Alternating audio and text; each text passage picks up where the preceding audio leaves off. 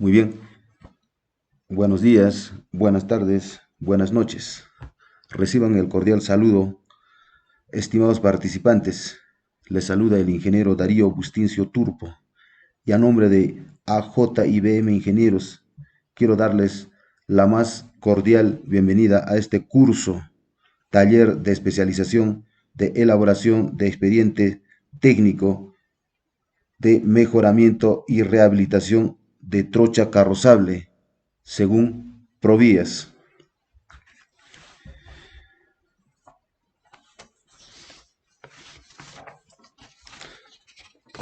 Asimismo, en este taller de elaboración de expediente técnico de obra, tenemos que definir en primer lugar qué es un expediente técnico.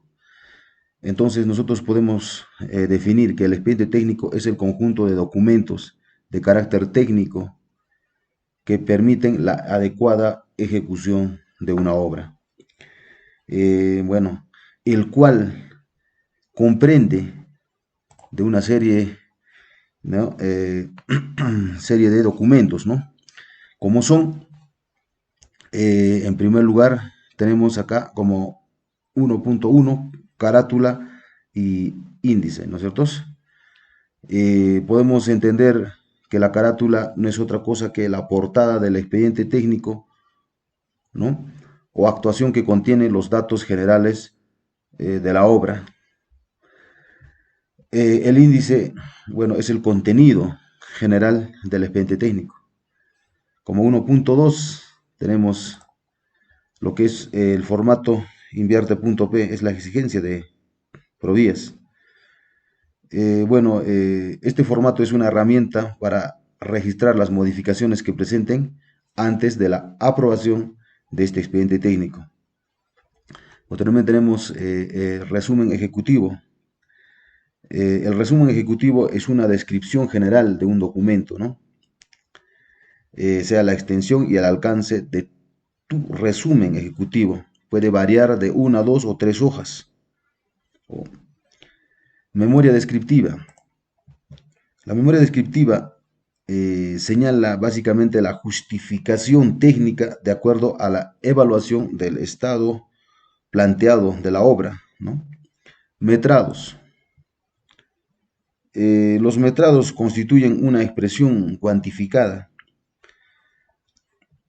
por partidas de los trabajos de construcción que se ha de programar en un plazo determinado, expresadas en la unidad de medida, ¿no es cierto? Ha sido establecida por cada partida. Asimismo, son necesarios para determinar el presupuesto de obra.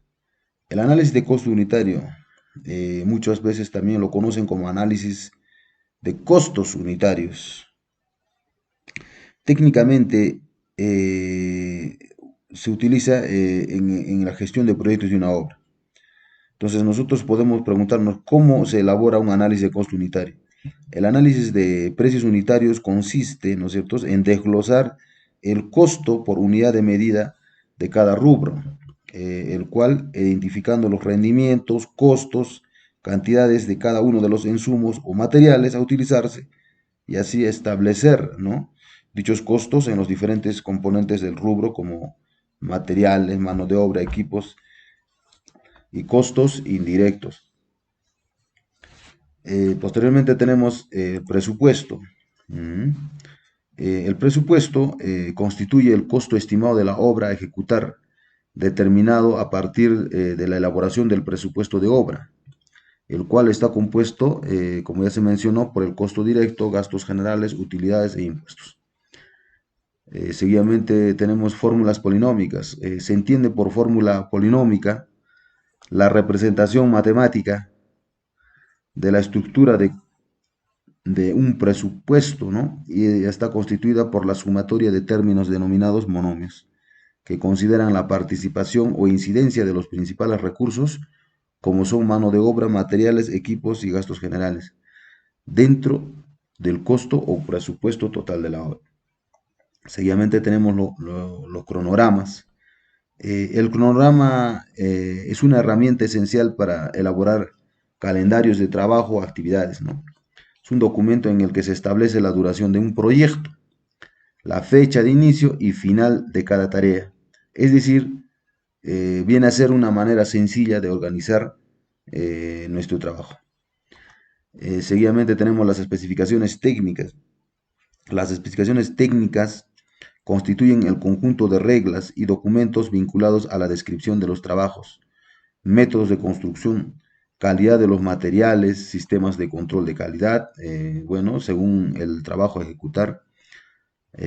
Además, procedimientos constructivos, métodos de medición y condiciones de pago requeridas en la ejecución de una obra. Seguidamente tenemos estudios de ingeniería básica. La ingeniería básica viene a ser el conjunto de documentos que definen el proyecto y el coste más favorable en un entorno dado, ¿no es cierto?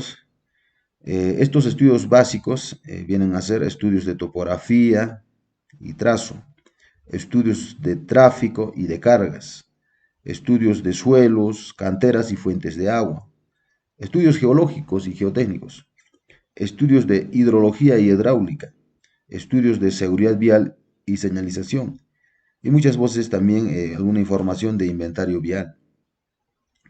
Seguidamente tenemos los diseños. Los diseños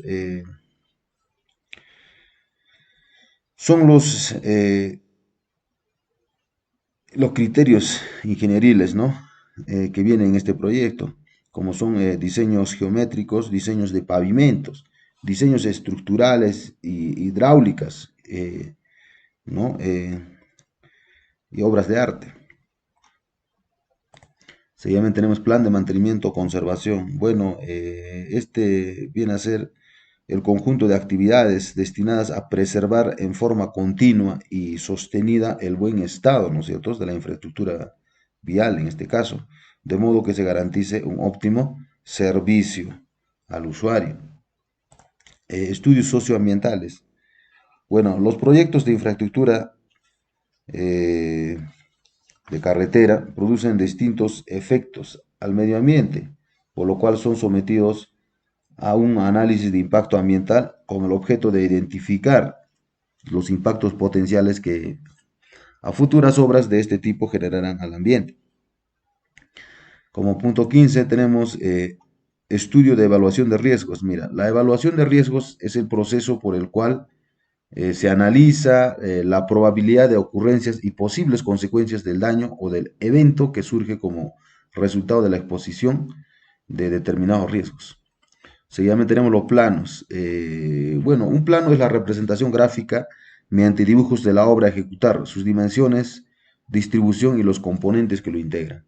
Entonces, estos planos constituyen los documentos que reflejan de manera exacta cada uno de los componentes físicos de la obra, ¿no? Pueden ser en dos o tres dimensiones.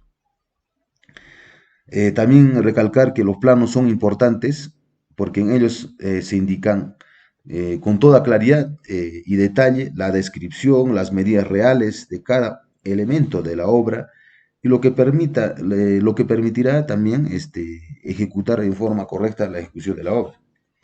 Seguidamente tenemos el panel fotográfico.